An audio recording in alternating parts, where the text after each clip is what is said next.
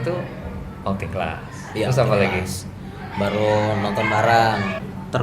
Terkadang lebah sebelah nih, Hmm? itu bahasanya itu nggak dimengerti sama lembah sebelahnya.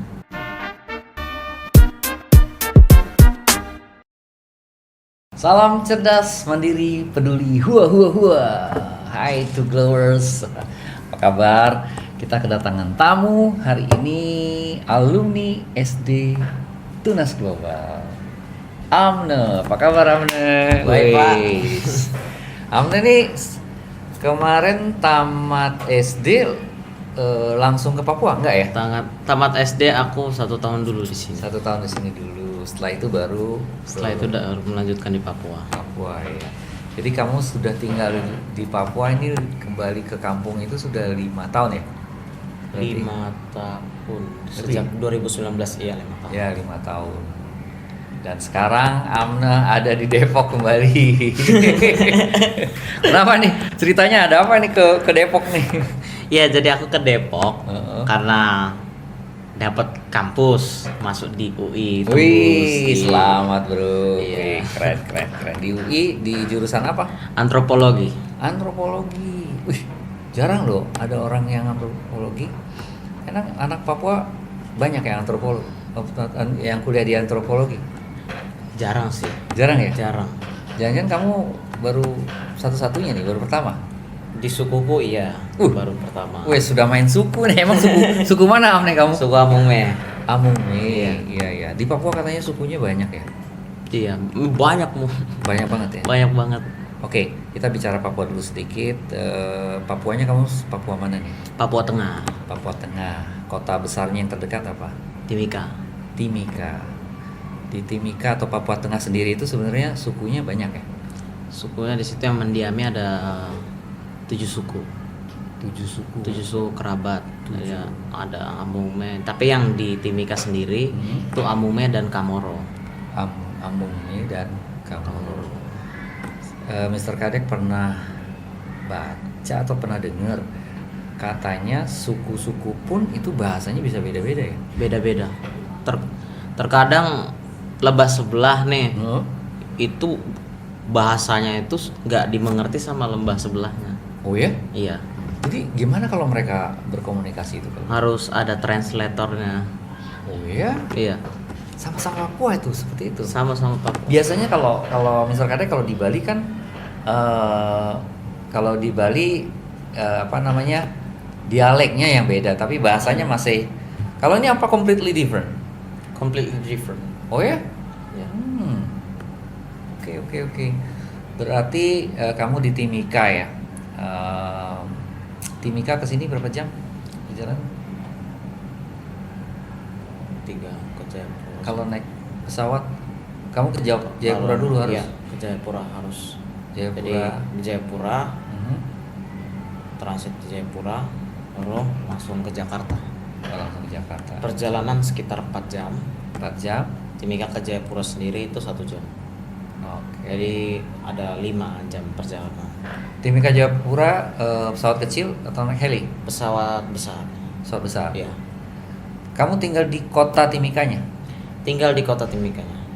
Coba cerita dong, Timika tuh kayak gimana sih kotanya? Timika itu kotanya seperti kalau di sini kayak Depok ini. Oh ya? Iya, ini seperti Depok. Tapi jalannya lebar-lebar, Lebar banget sih. lebar banget ya. Berarti ya kalah loh Depok lah kalau lebar-lebar jalannya. Kalau soal lebar jalan memang di sana menang sih. Tapi di kotanya tuh langsung kelihatan gunung gitu. Langsung kelihatan gunung ada di belakangnya. Oh, iya. Oke. Timika, berarti 5 tahun kamu berarti sekolah kamu di sana ya? Iya. Coba kamu ceritain sekolah di sana tuh gimana sih? Jadi sekolah di sana itu sebenarnya banyak sih. Ada berapa? Sekolah negeri lah. Ada berapa? SMP? Sekolah negeri yang aku tahu sampai SMP 11 kan kalau nggak salah. SMP 11? Iya. Banyak dong. SMP 8 tuh. Oh banyak ya. Itu juga 8 ke 11 nih. Nah di SMP kamu lah. Kita bicara SMP kamu itu paralelnya berapa kelas? Paralel seperti kayak kelas A1A, Iya. 2A. 1A, 1B, 1C. Kalau di Rombongan sekolah belajar istilahnya rombel. Iya. di SMP ku kan SMP Sion, swasta. Oh swasta. Jadi masih 2. Masih 2. Oh jadi di situ negerinya ada 11, ada lagi swasta. Ada Ada berapa lagi swastanya swasta. banyak? Swasta ada Sion, Bernardus, Shining Star. Habis itu dari Freeport sendiri ada YPJ namanya. Habis itu ada lagi Yapis. Banyak sih, lumayan juga. Banyak ya. Wow. Saya wondering berarti kotanya juga cukup luas berarti ya. Luas. Penduduknya berarti juga lumayan banyak kalau Penduduknya untuk ukuran kota segitu belum terlalu padat. belum terlalu padat. Lalu oke, gambarannya sekolah di situ rata-rata lah.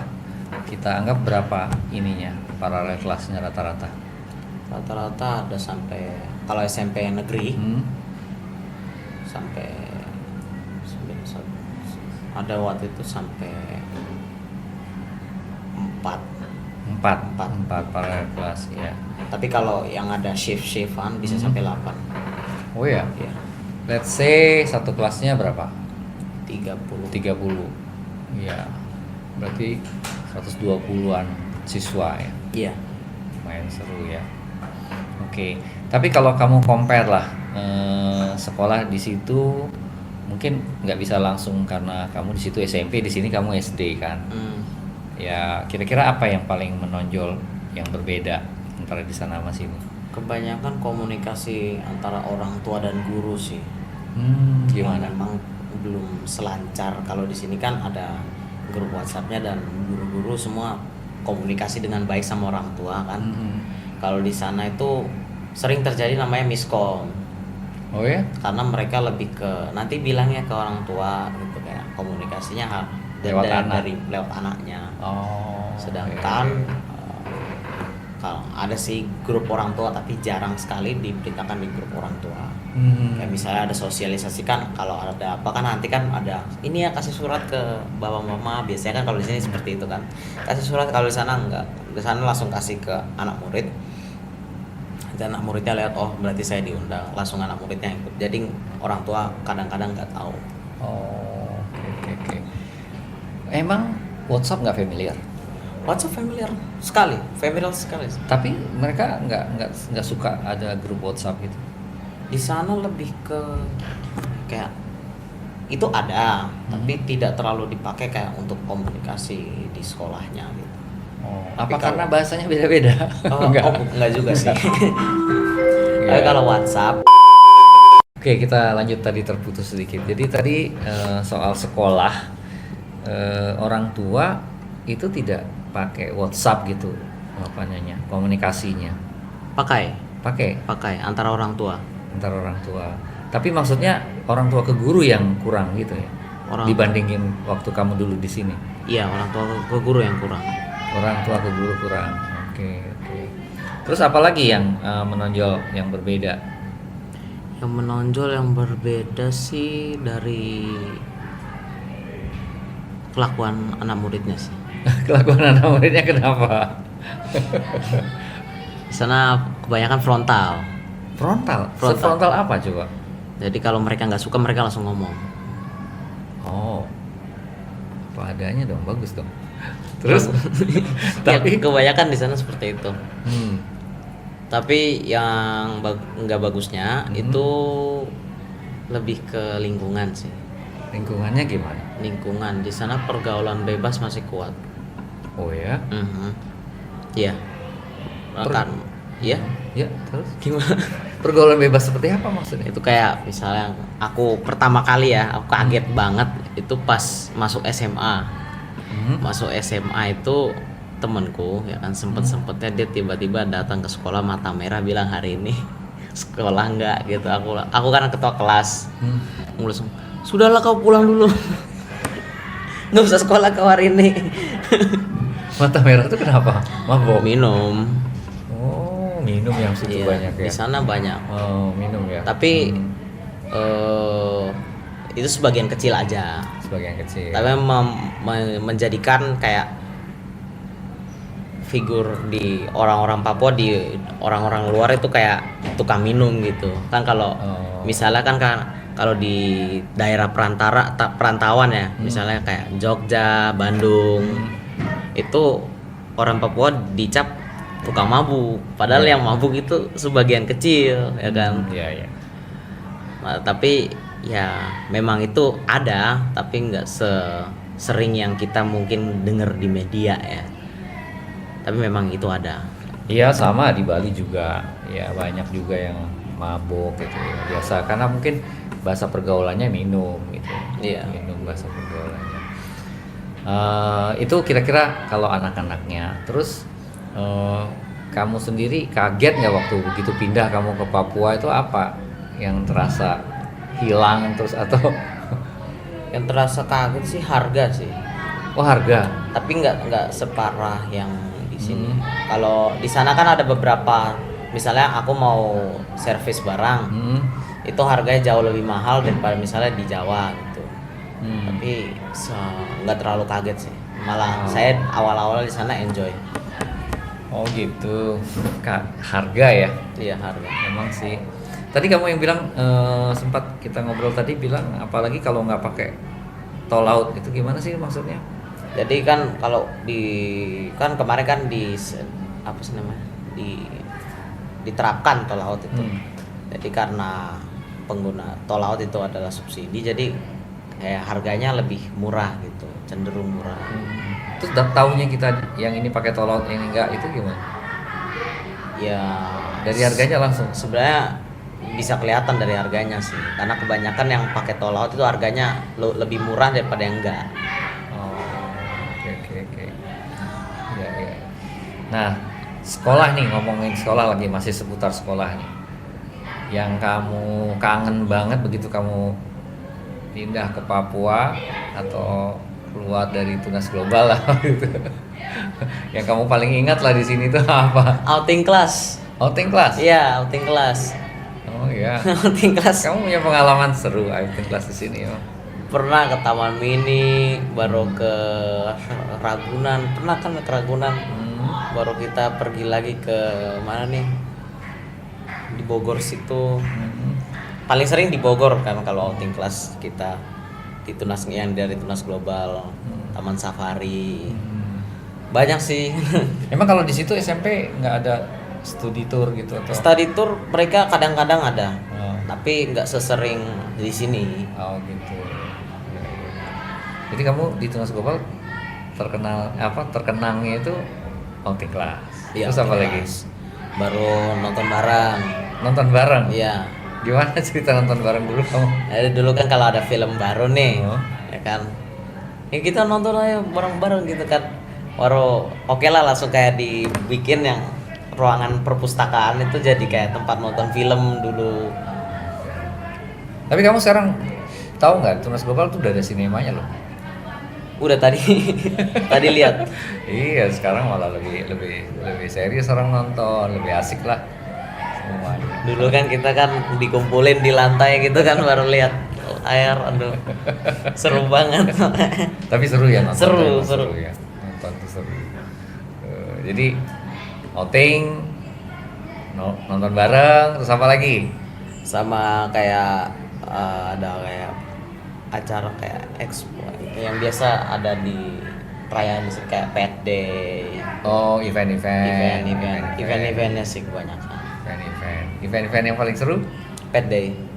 Karena aku suka binatang memang. Oh gitu. Nginep? Oh iya, SKRK.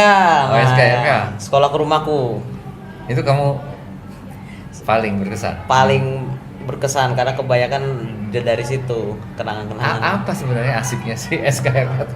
Nggak tahu ya, kalau misalnya nginep bareng sama temen di satu tempat gitu, kayak susah dilupain gitu. Kadang-kadang cerita sampai jam berapa gitu kan.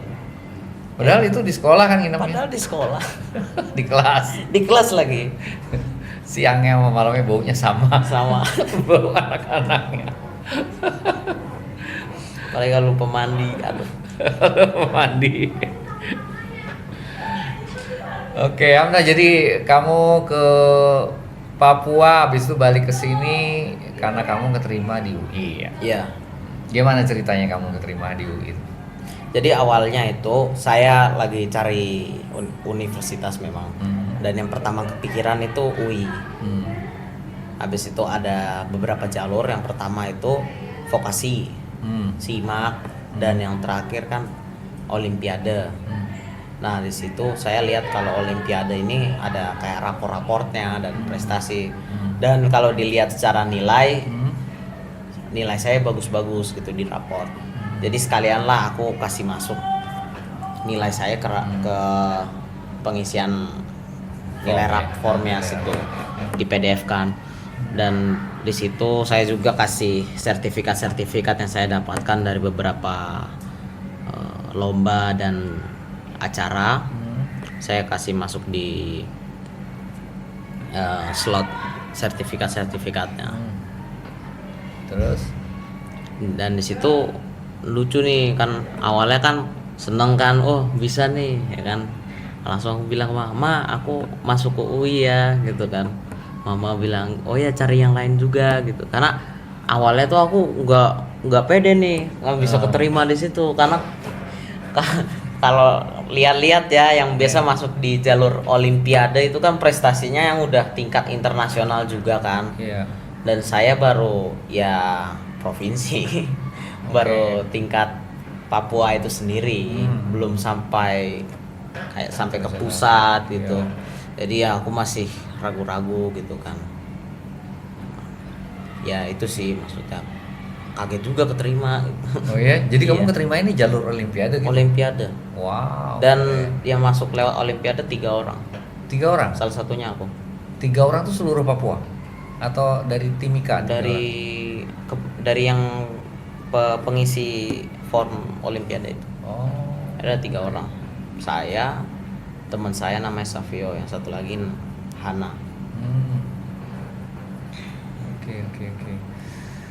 Antropologi. Kenapa? Apa yang kamu suka dari? Yang saya tertarik di bidang antropologi itu dikarenakan apa yang saya lihat di sana. Jadi saya melihat kalau masyarakat harus ada yang mengerti. Tapi kan untuk bagaimana cara mengerti masyarakat di situ ya kita kan lewat penelitian. Tapi sebagian besar dari penelitian yang diselenggarakan di sana itu hasilnya itu kurang akurat karena bukan orang asli situ yang meneliti. Kan kan beda kan kalau misalnya orang asli situ sendiri gitu kecuali kalau orang luar datang gitu karena kan beda hasilnya gitu kan. Meskipun ya kalau kelihatannya orang luarnya bagus-bagus ya cara penelitiannya memang sesuai dengan fakta, tapi pengertiannya mereka itu cenderung kurang gitu. Iya. Seperti ada beberapa artikel saya baca gitu kan. Kalau orang Amume itu nomaden, padahal sebenarnya kita itu menetap dari dulu sampai sekarang tetap di situ. Tapi yang ditangkap oleh orang luar itu nomaden. Gitu ya? Oke. Jadi kamu punya hasrat untuk nanti mengadakan riset-riset. Jadi rencananya mau tamat kuliah mau balik lagi ke Papua gitu? Saya mau jadi researcher di Amume sendiri. Oh, oke. Nanti saya mau bekerja di bidang kemasyarakatan untuk meneliti orang-orang di sana karena memang harus ada yang diteliti. Banyak ya. Karena banyak penyelewengannya juga yang terjadi di situ sehingga hati saya tergerak gitu kan. Wah, ini nggak benar, ini harus ada yang expose ini kan, harus ada yang lihat ini kalau ada masalah di sini gitu. Penyelewengan. Iya. Katanya kamu sering bersuara terus akhirnya kamu jadi musuh beberapa. Gimana ceritanya itu? Itu lucu sih. Gimana coba ceritain itu. Lucu kan kalau misalnya kalau kita lihat kan banyak orang yang dikejar, beneran aku dikejar di tengah jalan bisa sore-sore gitu. Makanya sore-sore aku jarang keluar di sana kecuali ke gym gitu. Dikejar maksudnya dikejar? Dikejar ya dibuntutin gitu biasanya, tapi jarang yang langsung kejar-kejaran tuh jarang. Kadang-kadang doang gitu. Oh, kamu dibuntutin buat apa? Aku juga nggak tahu tujuan mereka.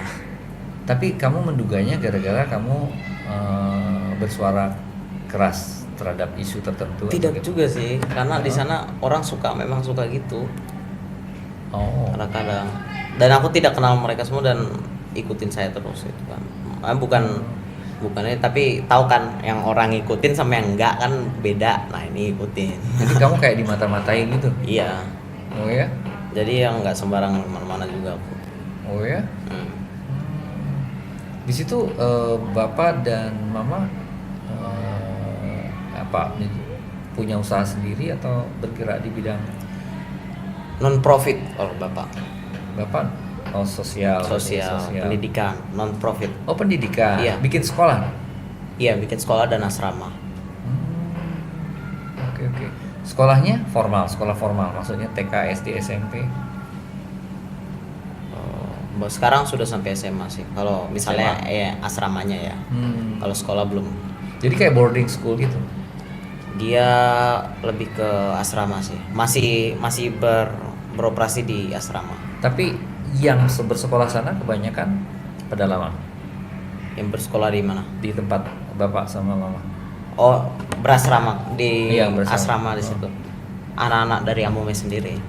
Oh oke. Jadi sosialnya untuk suku Amome gitu ya. Iya. Oke. Berarti nanti kamu mau balik mau membangun suku kamu lebih maju ya? Iya. Luar biasa. Saya sudah punya rencana lah. Oh ya? Iya. Oke, Mbak. Jadi terima kasih nih Amnel sudah berkunjung ke Tunas Global. Ya emang sih kita tuh nggak boleh lupa mas sejarah ya. Dulu kamu pernah di sini, kamu happy di sini, kamu belajar berkembang di sini. Ya sekarang kamu datang lagi ke sini. Mr. Kadek senang sekali mewakili Tunas Global, senang sekali kalau alumni datang berbagi cerita. Mungkin nanti kalau kamu sudah selesai kuliah, kamu sudah sudah bekerja, jangan lupa juga datang terus ngobrol lagi, Aman ngobrol lagi, gitu. Itu aman, Sir. Oke, ada pesan mungkin buat teman-teman Tunas Global? Buat adik-adik. Ya, buat adik-adik. Buat adik-adik, semangat belajar. Kita nggak tahu nanti arah kita kemana. Enjoy saja di hidup gitu. Dan jangan lupa hargai orang tua dan guru-guru yang mengajar karena mereka membentuk kita dari awal. Dan ya buat sebanyak apapun yang kita mau itu selama kita masih bisa gitu. Ya, semangat gitu ini. Oke, Amne, thank you, luar biasa. Salam cerdas, mandiri, peduli, hua hua hua.